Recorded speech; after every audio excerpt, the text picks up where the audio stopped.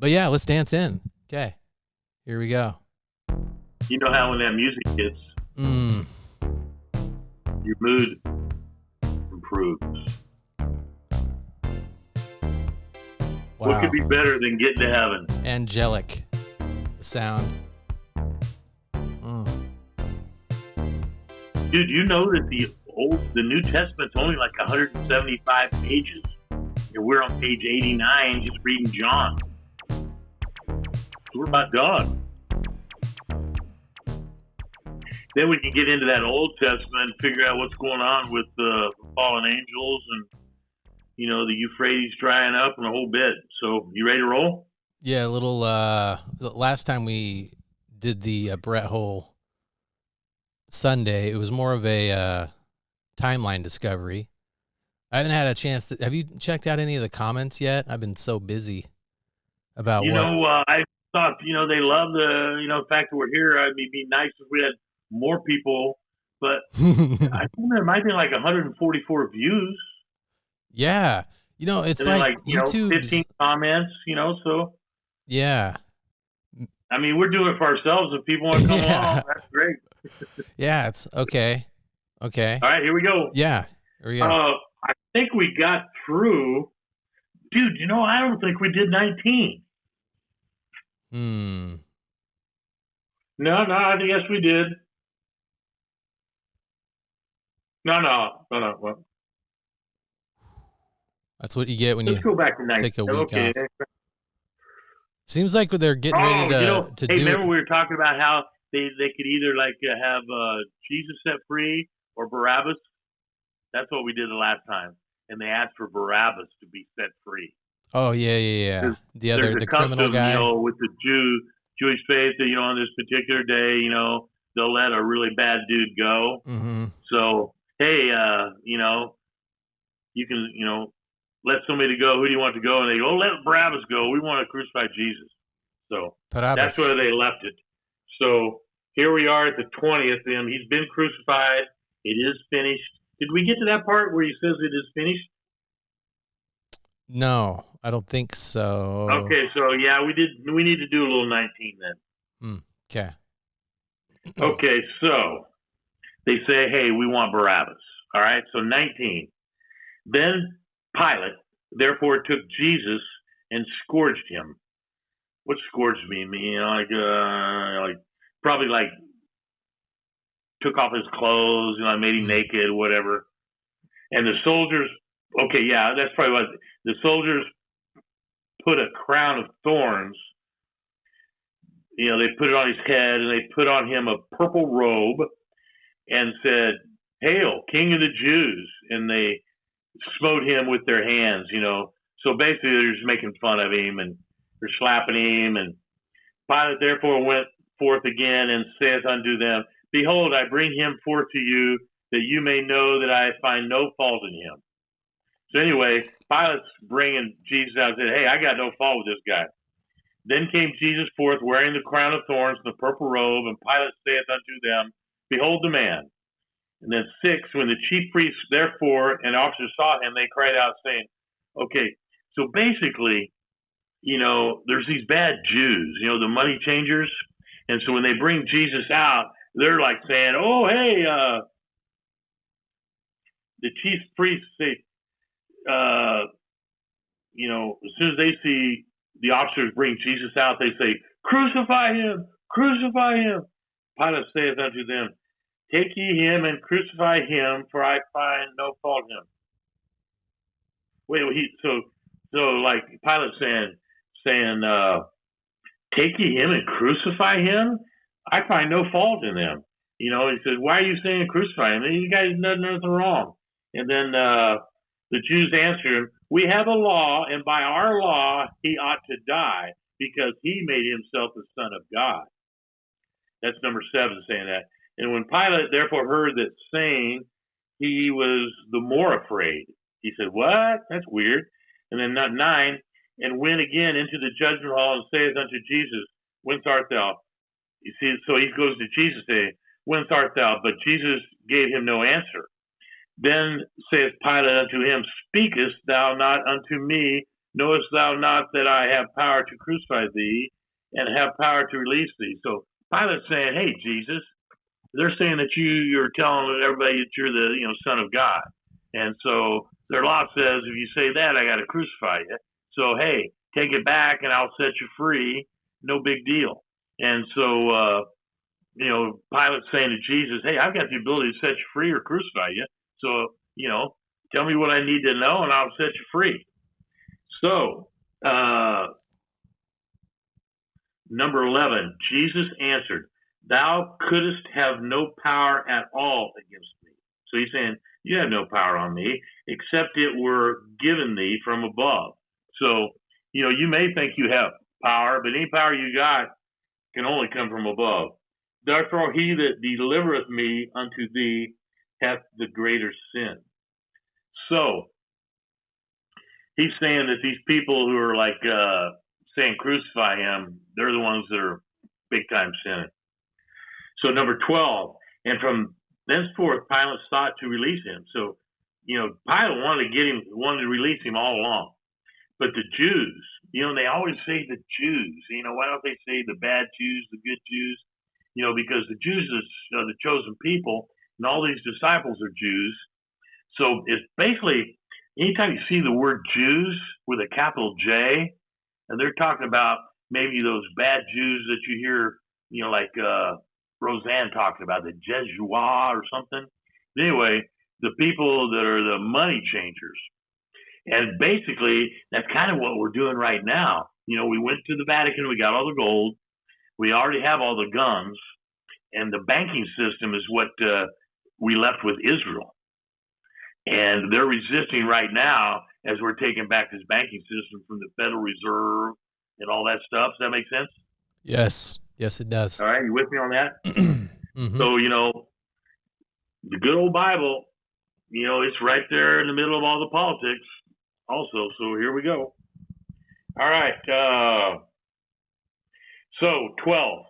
And from here, thenceforth, this black letters, Pilate sought to release Jesus. But the Jews cried out, saying, if thou let this man go, thou art not Caesar's friend. Whosoever maketh himself a king speaketh against Caesar. So, if Pilate's not going to say that he should die for saying he's the Son of God, he's also saying he's the king. He's saying he's better than Caesar. So he's kind of leaning on Pilate to where, hey, we'll go after you he's saying he's a Caesar. He can't say he's a Caesar. Your law says you got to stone him for that. Are you doing all right there, dog? Yeah, sorry, I'm getting like text notifications. I don't know why. I'm taking it off. Okay, then also I don't have my ear pods in, so sorry. No, that's all right. I noticed. Okay. I've lost them all. So here we are, 19 and 13. Okay, so he's saying, hey, the king speaketh against Caesar. All right, so 13, when Pilate therefore heard that, saying, he brought Jesus forth and sat down in the judge's seat in the place that is called the pavement, but in the Hebrew, Gabbatha. So he's on some kind of, throne, he's pontificating. And it was the preparation of the Passover, and about the sixth hour, he saith unto the Jews, he goes, behold your king, but they cried, away with him. Away with him, crucify him. Pilate saith unto them, shall I crucify your king? The chief priests answered, we have no king but Caesar. So, they're saying what Pilate wants to hear. Oh, we love Caesar. Caesar's our king.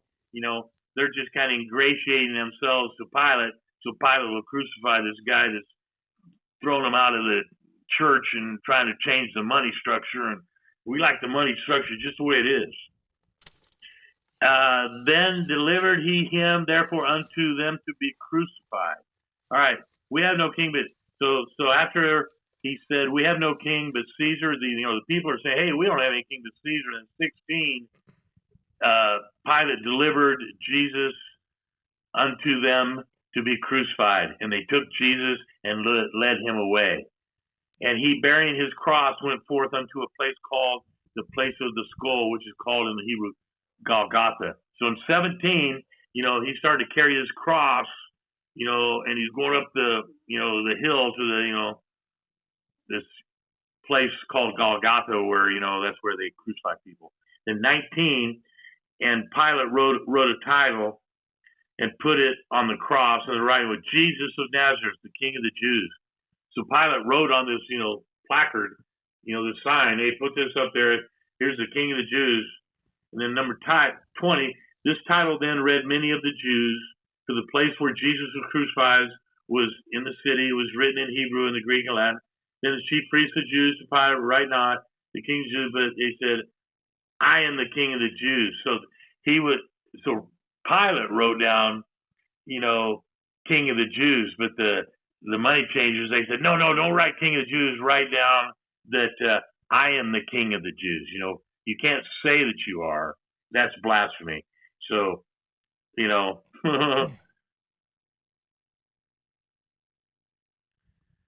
right, then it's all right, so 21. Then said the chief priests of the Jews to Pilate, write not the King of the Jews, but write, I am the King of the Jews. Pilate answered, what I have written, I have written. Said, I'm not changing it, I've written it already. That's kind of cool. Pilate said, no, we're going to leave it the way it is, because I never heard the sign say, I am the King of the Jews. It just says, King of the Jews. And that's Pilate who wrote that. The Pharisees who were there, they wanted him to go a step further and say, I am the King of the Jews, to where it'd be easier to crucify him. Mm-hmm. All right, so you with me? Mm-hmm. All right, so 23. Then the soldiers, when they had crucified Jesus, took his garments and made 4 parts, to every soldier part, and also his coat. Now the coat was without seam, woven from the top throughout. So we're kind of going pretty quick here. Mm-hmm. The soldiers are divvying up his clothes. In 24, they said, therefore, among themselves, let us not, hey, let's not, hand it out. Let's throw dice for who gets to choose what. They're going to cast lots for it. Who shall it be? That the scripture might be fulfilled, which saith, they parted my, they parted my remnant among them. Remnant is your clothing. So, they spread the clothing between the guards. Each of them took a little piece. These things, therefore, the soldiers did. Now, 25. Now there stood by the cross Jesus, his mother. So, Mary, the Virgin Mary's there, and his mother's sister, Mary. That'd be Mary Magdalene, I guess. Huh? The wife, well, maybe not. And Mary Magdalene. So there's 2 Marys, Mother God, Mary's mother sister, and then Mary Magdalene. Okay, 26. When Jesus therefore saw his mother and his disciples standing by, whom he loved. Oh, you know what? Throughout this whole deal today, Brett, you got John, who's writing this, always referring to the disciple that Jesus loved. Well, he's always referring to himself because he was the beloved disciple. So it's kind of cool to see him saying, he saw his mother who was standing by the disciple whom he loved. So that's kind of interesting. And said his mother, woman, behold thy son. Okay, so when Jesus therefore saw his mother and John, whom he loved, and said, woman, so he behold loved John. thy son. Pardon? So he's talking about John then? Who he loved? John, his disciple, John the disciple was always referred to as the disciple that Jesus loved the most. He's considered the beloved, John the beloved. So, it's kind of weird. It was kind of his favorite disciple. Simon Peter, he built a church on Simon, real strong. But for some reason, he just really liked his disciple John. He was the disciple that was most close to him. So, so he's talking to John and his mother. And he said, woman, behold thy son. So he's like, hey, John is really, really close to me. Treat him like your son kind of deal. Then saith to John, the beloved, behold thy mother. So he's saying to John, hey, take my mother. That's your mother.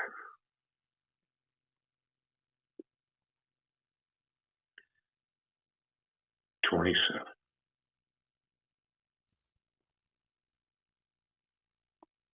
It's a good one. Yeah. Thanks for doing this, Dad. I really appreciate it. So 27, John 19:27. Let's quit there for a while. All right. All right. Yeah. Feel good. So after we get done with 19, we do 20 and 21, and we're done, you guys. So 27, he's saying to John,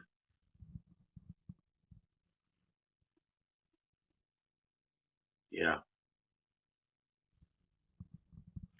Yeah. Good stuff. John the Beloved.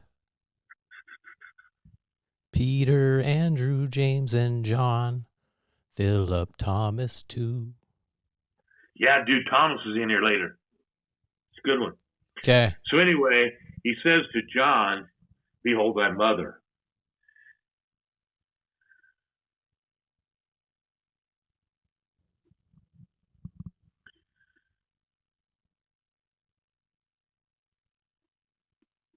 Should we go watch football now? Yeah. Yeah. Behold thy mother. That's a good one. Yeah.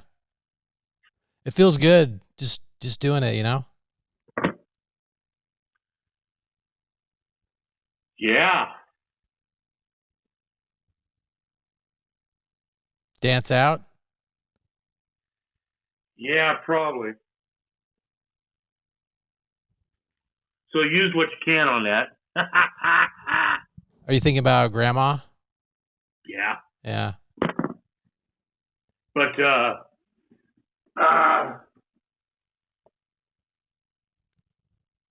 got me some new socks from Costco. So anyway, John has to take care of his mother.